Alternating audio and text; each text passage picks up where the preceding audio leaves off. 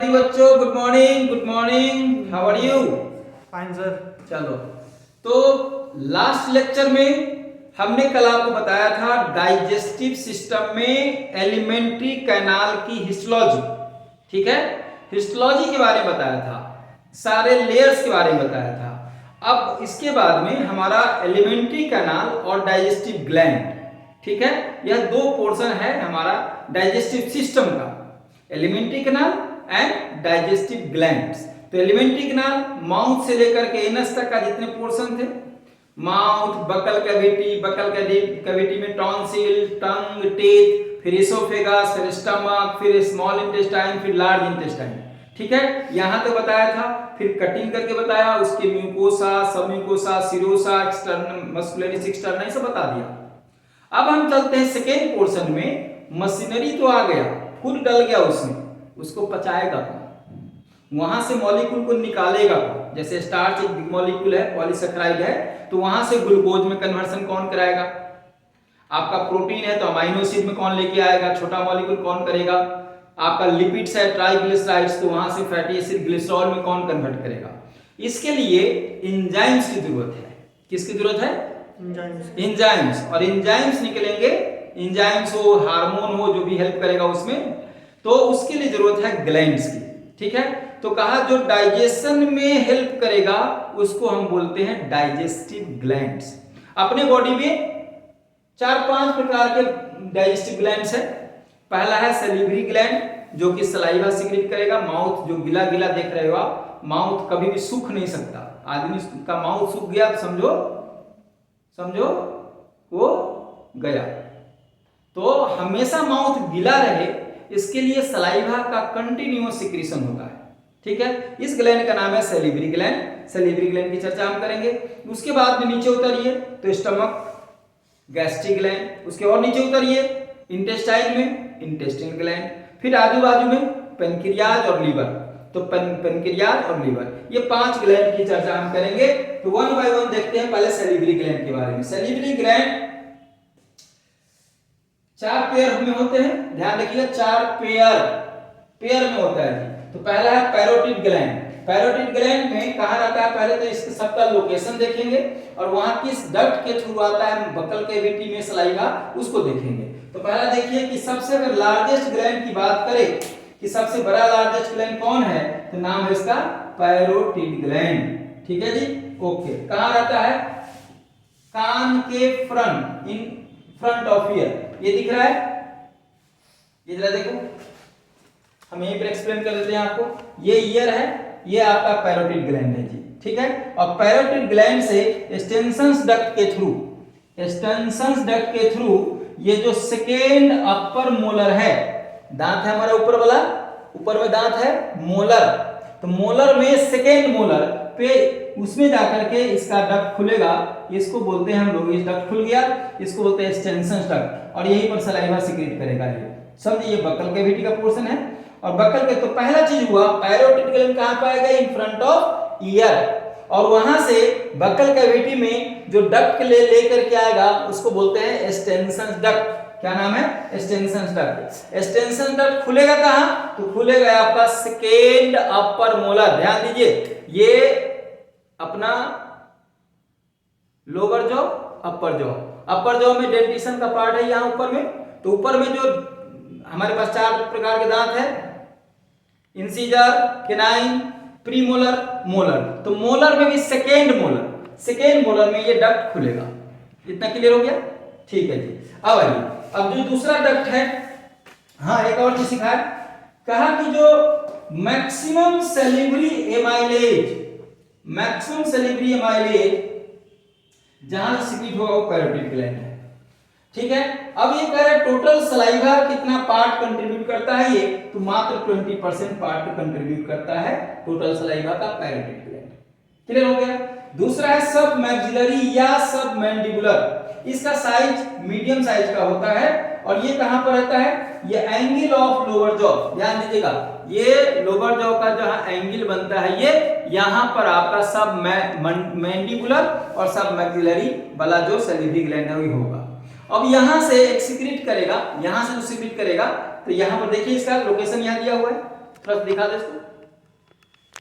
ये है सब, सॉरी ये है, ये एंगल हो गया, और ये है आपका एक पेयर, इसको बोलते हैं सब मैंडिबुलर या सब मैक्सिलरी। ठीक है, अब यहां से बक्कल कैविटी में कैसे जाएगा, तो यहां से जाने के लिए एक डक्ट है जिसको बोलते हैं व्हार्टन्स डक्ट। क्या नाम है, व्हार्टन्स डक्ट, और ये एंट्री करेगा इसमें ऐसे करके, ये सेंट्रल इंसीजर के थ्रू। क्या नाम है इसका, इसका नाम है सेंट्रल इंसीजर। इंसीजर, तो जो लोअर जॉ में इंसीजर है वहां के बीच में वो डक्ट होकर के पास होकर के यहां पर बक्कल के, ये बक्कल कैविटी है जी। ठीक है, तो ये दूसरा हो गया, यहां तक दिखाओ। तो क्या लिखा हमने कि open set lower central incisor, नीचे वाले लोअर, बीच में इंसीजर, यहां से पास करेगा डक्ट। डक्ट का नाम क्या है, व्हार्टन्स डक्ट। क्या नाम है भाई, व्हार्टन्स डक्ट। क्या नाम है, व्हाट्सएप, हाँ व्हाट्सएप नहीं भाई, लेकिन याद रखने के लिए ठीक है कि व्हाट्सएप कहेंगे तो याद हो जाएगा, व्हार्टन्स डक्ट। ठीक है, अच्छा इसके बाद में ये क्या सीक्रेट करता है, यह सिर्फ माइलेज नहीं के साथ साथ म्यूकस भी सीक्रेट करता है। म्यूकस का मतलब, अरे खखार भाई, स्पूटम है ना, और सलाइवा को हिंदी में क्या बोलते हैं, थूक। थोड़ा सुनने में बड़ा और टाइप से लग रहा है, बट समझना है। तो जो लोग नहीं समझ पा रहे हैं उनको समझाने के लिए कि जितने माउथ में जो थूक फेंकते रहते हैं, दिस इज सलाइवा। ठीक है, तो कह रहा है कि ये जो सब मैंडिबुलर और मैक्सिलरी ग्लैंड है, ये सबसे ज्यादा सलाइवा का कंट्रीब्यूशन है, 70%।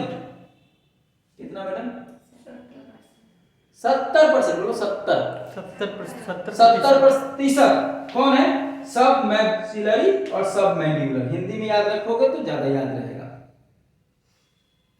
याद हो, 70% पार्ट जो अपने माउथ में सलाइवा निकलता है, मैं बार बार थूक नहीं बोलूंगा, सलाइवा निकलता है, उसका 70% पार्ट आपको सब मैक्सिलरी और सब मैंडिबुलर है। हो गया, चलिए तीसरा नंबर पे है सब लिंगुअल। नाम सही लग रहा है, लिंगुअल का मतलब टंग। भाई लिंगुअल का मतलब टंग। टंग के नीचे, टंग के नीचे क्या है भाई, आप टंग को देखो ना,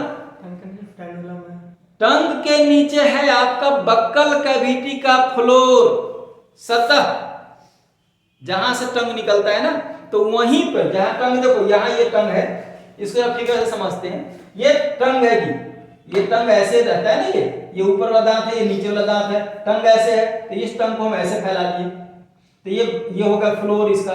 तो ये फ्लोर ऑफ बक्कल कैविटी पर ये सिचुएटेड है। फिर एक पेयर है, इसको बोलते हैं सबलिंगुअल, और यहां से जाएगा फिर बाहर निकलेगा, तो यहां भी एक डक्ट है जिसका नाम है डक्ट ऑफ रिवाइनस। डक्ट ऑफ रिवाइनस कहां गया, ऊपर, हाँ थोड़ा सा यहां कंफ्यूजन है। रिवाइनस डक्ट को ही बार्थोलिन डक्ट बोलते हैं। तुम बार्थोलिन ग्लैंड मत समझ लेना, बार्थोलिन ग्लैंड रिप्रोडक्टिव सिस्टम का है। फीमेल रिप्रोडक्टिव सिस्टम में मेल में जो कॉपर्स ग्लैंड, वो फीमेल में बार्थोलिन ग्लैंड। ना ना ना ना, ये बात हम यहां नहीं कह रहे हैं, लेकिन क्लियर करिए आप। इसी को बोलते हैं डक्ट ऑफ रिवाइनस को बार्थोलिन डक्ट। बार्थोलिन डक्ट कहां पाया जाएगा, सैलिवरी ग्लैंड में। कौन सा सैलिवरी ग्लैंड है भाई, सब लिंगुअल, टंग के नीचे। अब बार्थोलिन ग्लैंड कहां है, फीमेल रिप्रोडक्टिव सिस्टम में। चलिए कहां होता है ये फ्लोर, बता दिया मैंने। सीक्रेट करता है माइलेज म्यूकस, दोनों मात्र 10% हो तो गया।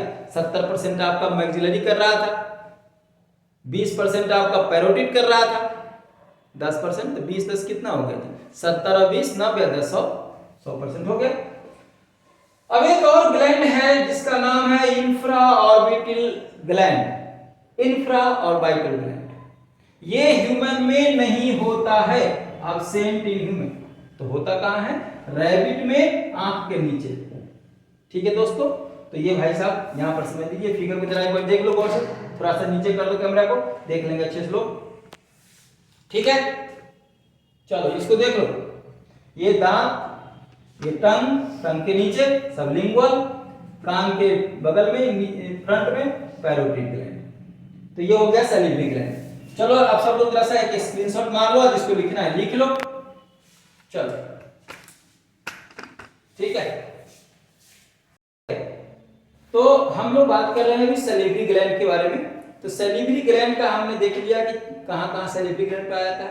अब जो सैलिवरी ग्लैंड का सिक्रीशन है उसको हम सलाइवा बोलते हैं। क्या बोलते हैं? सलाइवा।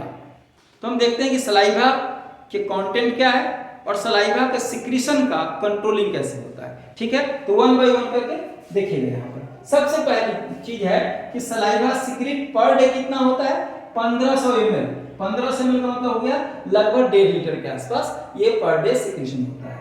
इसका पीएच 6.8 है। कंटेंट में क्या क्या है याद रखिएगा, क्लोराइड आयन है, ये एमाइलेज के एक्टिवेशन के लिए जरूरी है। बाइकार्बोनेट आयन है, ये कोई जो फूड है जो एक्सेस एसिड है, एसिडिक नेचर का है, तो उसके न्यूट्रलाइजेशन के लिए है बाइकार्बोनेट है। टाइलिन आप सब सुने होंगे, टाइलिन और अल्फा एमाइलेज। हम यहाँ आपको बता दें कि हम लोगों के अंदर, ह्यूमन के अंदर बीटा एमाइलेज नहीं है, सिर्फ अल्फा एमाइलेज है। आप कहेंगे क्यों नहीं है साहब? बीटा एमाइलेज सिक्रीटेड बाय, कहां से सिक्रेट होता है? ये जहां लार्ज इंटेस्टाइन और स्मॉल इंटेस्टाइन मिलता है वहां पर एक स्ट्रक्चर बनता है वर्मीफॉर्म अपेंडिक्स, और वहीं से यह सिक्रीट करता था। अब ये वर्मीफॉर्म अपेंडिक्स खत्म हो गया तो बीटा एमाइलेज अब सिक्रीट नहीं करता है, क्योंकि अब कच्चे पचे जो घास फास जो खाने वाले जानवर हैं उसमें सिक्रीट अभी भी करता है, हम लोगों में नहीं करता, क्योंकि हम लोग पका के खाते हैं। सेलुलोज का, सेलुलोज जिसको बोलते वही बीटा एमाइलेज है, वो अब हम लोग तो पकाए खाते हैं, तो सेलुलोज को डाइजेशन की जरूरत नहीं है। तो धीरे धीरे हमारा जो बीटा एमाइलेज का सिक्रेशन करने वाला जो सिकम का जो प्रोजेक्टेड पार्ट होता था वर्मीफॉर्म अपेंडिक्स, वहां अब वो नॉन फंक्शनल हो गया है। क्लियर बात हो गया? तो यहाँ पर अल्फा एमाइलेज है जिसको हम टाइलिन बोलते हैं। ध्यान दीजिएगा, यह करता है क्या कि ये पहले स्टार्च को तोड़ेगा माल्टोज में अल्फा एमाइलेज पीएच 6.8 पे। लेकिन ध्यान रखिए, अभी जो नीट का क्वेश्चन पूछा था उसमें अभी पूछा था 21 में, अभी 21 22 था, 22 गुजरा, हाँ 23 में। तो 22 वाले ने पूछा था एक स्टेटमेंट में कि स्टार्च का डाइजेशन माउथ में होता है, ग्लूकोज में, मोनोसैकेराइड में, यह स्टेटमेंट था। तो ये स्टेटमेंट गलत हो गया, क्योंकि यहाँ मोनोसैकेराइड नहीं, ये क्या है? डाइसैकेराइड है। क्लियर बात हुई? तो ये ध्यान रखिएगा, एक एक करके क्वेश्चन पूछा जाता है। दूसरा है थायोसाइनेट और लाइसोजाइम, यह दोनों एंटीबैक्टीरियल है, मतलब बैक्टीरिया को मारता है। ठीक है। लैक्टोफेरिन यह एंटीऑक्सीडेंट एंड एंटी माइक्रोबियल है। ध्यान दीजिएगा, यहां पर एंटीबैक्टीरियल है, ये बैक्टीरिया के लिए, बैक्टीरिया को खत्म करेगा। यहां माइक्रोब्स की बात कर रहा है, माइक्रोब्स में आपका बैक्टीरिया, फंगल, ये सब आएगा। तो ये एंटी माइक्रोबियल कौन है? लैक्टोफेरिन। एंटीबैक्टीरियल कौन है? Thiocyanate and lysozyme. देखिए सलाइवा में कितना कितना पावर है, आप उसको सुबह सुबह फेंक देते हैं, समझे ना? नहीं फेंकना चाहिए। रात में ब्रश करो और सुबह का जो सलाइवा है उसको पानी के साथ गुलगुला करके निगल लो, तो इतने सारे मॉलिक्यूल आपके अंदर में चला जाएगा। जी हाँ, समझे बात को? थोड़ी थोड़ी ज्ञान की बातें ही बता रहा हूं। रात में ब्रश करिए, सुबह में ब्रश करने से। चलिए, तो अब हमारा जो सेकेंड जो ग्लैंड है वो है गैस्ट्रिक ग्लैंड। गैस्ट्रिक ग्लैंड कहां पाए जाते हैं? अभी हमने आपको बताया कि जो सलेवरी ग्लैंड है, वो सलेवरी ग्लैंड मुख्यतः 3 प्रकार के हमारे पास जो है तो 4 प्रकार का, 3 चीज हमारे पास है। आपने देखा पैरोटिड, मैंडिबुलर और सब लिंगुअल। तो यहां से सिक्रीशन होकर के बक्कल कैविटी में आ गया। तो बक्कल कैविटी में आपको हमने दिखाया कि स्टार्च से डाइसैकेराइड में टूटता है। ठीक है। अब उसके नीचे एसोफेगस है, इसके नीचे है आपका स्टमक। तो गैस्ट्रिक ग्लैंड जो है वह स्टमक के हर एक पार्ट में पाया जाता है। पहला चीज ध्यान दीजिएगा कि स्टमक के हर एक पार्ट में, 4 पार्ट है, फंडस है, पाइलोरिक है, कार्डियक है, आपका बॉडी है, लेकिन सबसे ज्यादा जो सिक्रीट करता है एंजाइम वो है आपका फंडस वाला पार्ट। क्लियर हो गया? तो क्लियर हो गया, फंडस वाला पार्ट में होता है। अब एक टाइप है कि यह ग्लैंड जो है गैस्ट्रिक ग्लैंड, यह किस टाइप का ग्लैंड है। हमने आपको जब एपिथेलियल टिश्यू पढ़ाया था तो वहां ग्लैंड का बहुत ही मतलब डिटेल डिस्कशन हुआ है वहां कि किस प्रकार का ग्लैंड ये है। ग्लैंड 2 प्रकार के होते हैं, ट्यूबुलर और सैक्युलर। ठीक है। तो ये जो ग्लैंड है हमारा गैस्ट्रिक ग्लैंड, यह सिंपल ब्रांच्ड ट्यूबुलर है, यहाँ लिखा हुआ होगा सिंपल ब्रांच ट्यूबुलर ग्लैंड है ये, ठीक है। और यह एक प्रकार से हम ये कहें कि यह हेट्रोक्राइन ग्लैंड है, मतलब ये कि यह डक्टलेस भी है और डक्टेल भी है, मतलब ये कि यह एंडोक्राइन भी है और एक्सोक्राइन भी है। तो हम देखते हैं ये गैस्ट्रिक ग्लैंड है, एक्सोक्राइन पार्ट है यहाँ और ये एंडोक्राइन पार्ट है। अब डिस्कशन का मुद्दा ये है कि जो एक्सोक्राइन पार्ट है उसमें कौन कौन से सेल है, किस सेल से सिक्रेशन होगा, तो गॉबलेट सेल या म्यूकस सेल, ऑक्जिनेटिक सेल या पैराइटल सेल, चिप सेल या पेप्टिक या जाइमोजान सेल है। ये हुआ एक्सोक्राइन पार्ट में, exocrine gland of gastric gland. दूसरा है endocrine gland of gastric gland. तो एंडोक्राइन में दो प्रकार के सेल है, अर्जेंटाफिन सेल और गैस्ट्रिक सेल, जिसको हम जी सेल कहते हैं। आइए इस सब को लेकर के हम एक फिगर से समझते हैं कि इसका लोकेशन कहाँ है और कैसे, ठीक है। तो गौर से देखिए यहाँ, यह एक गैस्ट्रिक ग्लैंड की कटिंग है। इस कटिंग में आप देखेंगे कि कौन कौन सेल है। जैसे एक्सोक्राइन पार्ट का या देखिए ये जो ब्लू वाला पोर्शन दिख रहा है आपको, सॉरी ब्लैक वाला, ये ब्लैक है, इसको बोलते हैं चीफ सेल। मतलब ये सब क्या है, चीफ सेल है, ये सब चीफ सेल है, मेन सेल है इसका, या पैराइटल पेप्टिक सेल बोलते हैं इसको। अब ये जो निकला हुआ इस तरह से थोड़ा सा बाहर में, ये कान के जैसा निकला हुआ है, इसी को बोलते हैं ऑक्जिनेटिक या पैराइटल सेल, ठीक है। तीसरा सेल हमारा है म्यूकस सेल या गॉबलेट सेल। ये वाइन की तरह इसका शेप रहता है, इसलिए इसको बोलते हैं हम लोग, ये आपको ऐसे दिखेगा आपको सेल, है ना, ये शराब के प्याले की तरह दिखता है, इसलिए इसको गॉबलेट सेल बोलते हैं। ये गैस्ट्रिक ग्लैंड में पाया जाता है, ठीक हो गया। अब जो ये वाला पार्ट है एंडोक्राइन वाला, वो गैस्ट्रिक सेल है यहाँ पे, और ये अर्जेंटाफिन सेल है आपको यहाँ पे। अब हम आपको इसके लोकेशन दिखाने के बाद एक एक करके कि किस सेल का से क्या सिक्रेशन होता है और किसको डाइजेस्ट कराता है, ठीक है। इसके बाद हम फिर आपको बताएंगे कि इसका कंट्रोल कोऑर्डिनेशन कैसे है। चलो इसको नोट कर लो सब लोग बच्चों। तो अब ये देखो कि गैस्ट्रिक ग्लैंड में हम लोग बात कर रहे थे। गैस्ट्रिक ग्लैंड में दो पार्ट हमने कहा कि ये हेट्रोक्राइन ग्लैंड की तरह बिहेव करता है, तो एक है एक्सोक्राइन पार्ट और यहाँ पर हम एंडोक्राइन पार्ट, ये दोनों का डिस्कस करेंगे इस पांचों सेल के बारे में, ठीक हो गया। तो पहला चीज है कि इसमें एक्सोक्राइन में गॉबलेट सेल, ऑक्जिनेटिक सेल और आपका चीफ सेल, ये तीनों बारे में बात करेंगे। तो जो गॉबलेट सेल है आपको एकदम बिल्कुल शराब के प्याले की तरह ये सेल होता है, इस तरह से ऐसे रहेगा, तो इसलिए गॉबलेट बोलते हैं। यह म्यूकस सीक्रेट करता है और यह एक चीज ध्यान रखिए कि यह HCl के जो HCl क्या है, एसिड है, तो एसिड जाएगा भाई, ये आपका जो इंटेस्टाइन है, जो स्टमक है, वो मसल्स का तो बना हुआ है। अब एक बात बताइए जरा, कभी सोच कर देखे ना कि आप चिकन खाते हो, चिकन भी मसल है और मसल्स में डाल रहे हो, तो चिकन को डाइजेस्ट करने वाला प्रोटीन चिकन को डाइजेस्ट कर देगा और तुम्हारे इंटेस्टाइन को छोड़ देगा। बोलो भाई, चिकन का मसल्स मसल और तुम्हारे इंटेस्टाइन का मसल्स नहीं मसल, वो भी तो किसी चीज का मसल्स ही है, वो भी कोई जानवर का मांस है, मसल्स। आदमी का मसल्स भी मसल्स ही है। तो चिकन का डाइजेशन करा दिया हमारा जो भी एंजाइम है हमारा प्रोटीन का, हमारे मसल्स का, हमारे स्टमक का क्यों नहीं किया? जवाब दो। इसका जवाब ये है कि जब मसल्स जाएगा और जब एंजाइम सिद्ध करेगा, सपोज करो कि ये स्टमक है हमारा, स्टमक में प्रोटीन का डाइजेशन होता है, यहां से फूड आया, ये सपोज करो कि चिकन का टुकड़ा आप लेकर के यहां आ गए, ये चिकन का टुकड़ा है, इसे प्रोटीन का एंजाइम डाइजेस्ट करेगा। तो डाइजेशन से पहले यह सेल क्या करेगा, गॉबलेट सेल, एक म्यूकस का लेयर बनाएगा। ये देखिए एक मोटा सा म्यूकस का लेयर बना देगा चारों तरफ,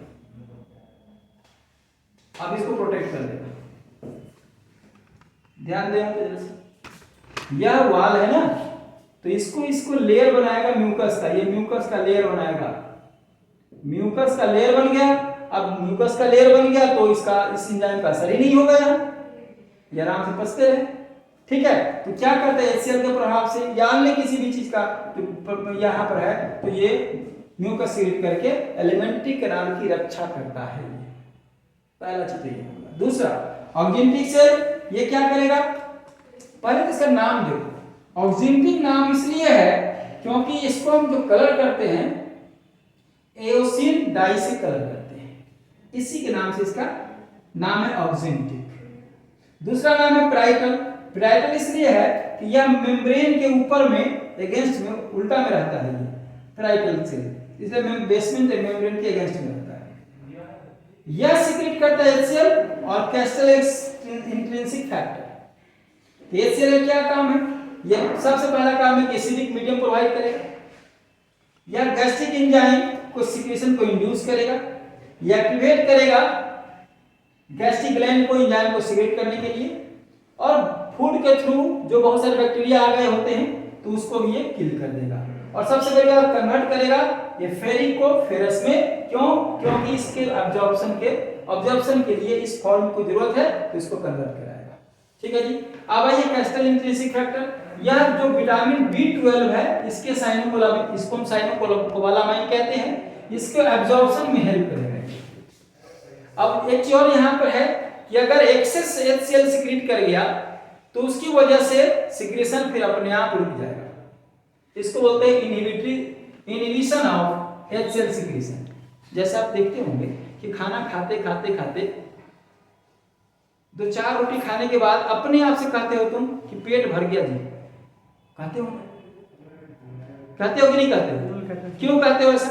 यह हुआ कि जी एक्सेस अब हो गया खाना, तो एक इनहिबिशन आता है, एक ब्रेन को मैसेज आया कि भैया रोक दो, अब रोटी अंदर नहीं जा सकती। मम्मी कहता है बेटा खा ले एक रोटी और, बस ऐसे ही HCl अगर ज्यादा सिक्रेट कर गया तो उसके ज्यादा सिक्रेशन से इनहिबिशन होगा सिक्रेशन का, ये रुक जा, हो गया काम नहीं है। समझ में आया? एक बात हो गई। चिप सेल का जो काम है, चिप सेल, पेप्टिक सेल, डायनोजन सेल सिक्रेट करता है पेप्सिनोजेन, प्रोरेनिन, लाइपेज, एमाइलेज, लेकिन लाइपेज और एमाइलेज बहुत कम अमाउंट में सिक्रेट करेगा। लाइपेज लिपिड को पचाने वाला, एमाइलेज स्टार्च को पचाने वाला कार्बोहाइड्रेट को, और पेप्सिन, प्रोरेनिन सब प्रोटीन को पचाने वाला। तो हम इसकी बात करेंगे। ये देखिए इनएक्टिव एंजाइम होते हैं, ये इनएक्टिव। प्रोरेनिन यह भी इनएक्टिव है, ठीक है जी, सर यहां दिखा दो। प्रोरेनिन इनएक्टिव ये। अब इसको सबसे पहले एक्टिव करेगा, तो एक्टिव कौन करेगा? HCl। एक्टिव कौन करेगा? HCl। ये एक्टिव हो गया, ठीक हो गया, एक्टिव हो गया, ध्यान दो। अब रेनिन जो है, रेनिन दूध को पचाने वाला एंजाइम है, दूध में बैठा हुआ प्रोटीन को पचाने वाला एंजाइम है। तो ये बछड़ा जो होता है ना, बछड़ा समझते हो, जो काऊ का छोटा बच्चा होता है उसमें पाया जाएगा, या मैमल का जितना छोटा बच्चा है, जैसे हमारे छोटे बच्चे जो दूध पीते हैं उनमें ये भरपूर होगा। लेकिन आज की तारीख में सब लोग दूध पी रहा है, बड़े लोग भी दूध पीते हैं, लेकिन बहुत बड़े बुजुर्ग लोगों को दूध नहीं पचता। और इंसान ही एक ऐसा प्राणी है जो दूसरे का भी दूध पीता है। आप पूरे कहीं भी चले जाइए, कोई भी दूसरे का दूध नहीं पीता। काऊ का बच्चा काऊ का दूध पिएगा, आदमी गाय का दूध पीता। तो सवाल है कि वो पीता क्यों है?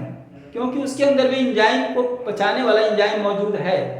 तो पहले तो ये समझिए कि जो दूध पी, अब हम लोग यूज्ड हो चुके हैं तो इसलिए पच जाता है, नहीं तो दूध पचाने वाला एंजाइम उम्र जैसे जैसे बढ़ता चला आता है, धीरे धीरे खत्म होता चला आता है। खैर, गैस्ट्रिक सेल को जी सेल बोलते हैं, ये हमारा एंडोक्राइन पार्ट हो गया। गैस्ट्रिक सेल, ये गैस्ट्रिक सेल या जी सेल सिक्रेट करता है गैस्ट्रीन नाम के हार्मोन, और हार्मोन एक ऐसा हार्मोन है, प्रोटीनेशियस हार्मोन है। अब जब हम एंडोक्राइन पार्ट पढ़ेंगे तो वहां पे आपको गैस हार्मोन के डिफरेंट टाइप्स पढ़ाई होगी। तो वहां पर देखिए प्रोटीनेशियस हार्मोन है। प्रोटीनेशियस है, ये दो प्रकार के हार्मोन है गैस्ट्रिन, एक G34 और G17। G34 लेस एक्टिव है, ये 34 एंजाइम का बना होता है, अमीनो एसिड का बना होता है। G13 17 अमीनो एसिड का बना होता है, ये मोर एक्टिव है। एक काम और है गैस्ट्रिन का, ये HCl के सिक्रेशन को इंड्यूस करता है। ठीक है, लास्ट सेल हमारा है अर्जेंटाफिन सेल एंडोक्राइन पार्ट में। यह 3 चीज सीक्रेट कर देगा, हिस्टामाइन, सेरोटोनिन और सोमैटोस्टैटिन। तो जो हिस्टामाइन है ये आपको पता है कि वैसो डायलेटर है ये, तो कंसंट्रेशन को ये बढ़ा देगा, ये कंसंट्रेशन को बढ़ाएगा, किसके, HCl को, ये कंसंट्रेशन को घटाएगा। और सोमैटोस्टैटिन ये ग्रोथ इनहिबिटरी हार्मोन है।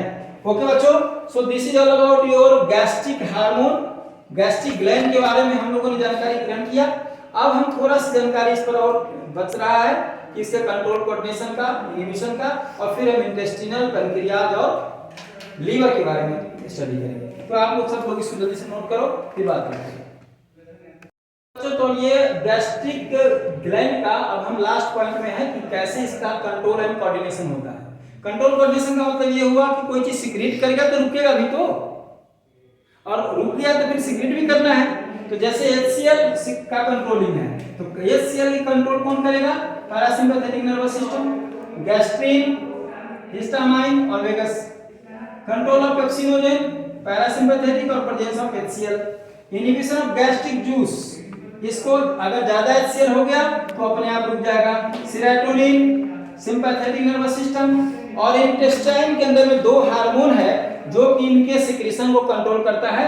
एक का नाम है इंटेरोगैस्ट्रिन, इसका दूसरा नाम है गैस्ट्रोइंटेस्टिनल पेप्टाइड, GIP बोलते हैं इसको, और दूसरा है वैसो इंटेस्टिनल पेप्टाइड, VIP। इसका काम क्या है, inhibits HCl and pepsinogen secretion. VIP का काम है पेप्सिनोजेन और intestine secretion. So this is, ये हो गया गैस्ट्रिक ग्लैंड का पूरा काम। अब हम आपको अगली क्लास में इंटेस्टिनल ग्लैंड, पैंक्रियाज और लीवर के बारे में बताएंगे। ओके बच्चों, थैंक यू वेरी मच।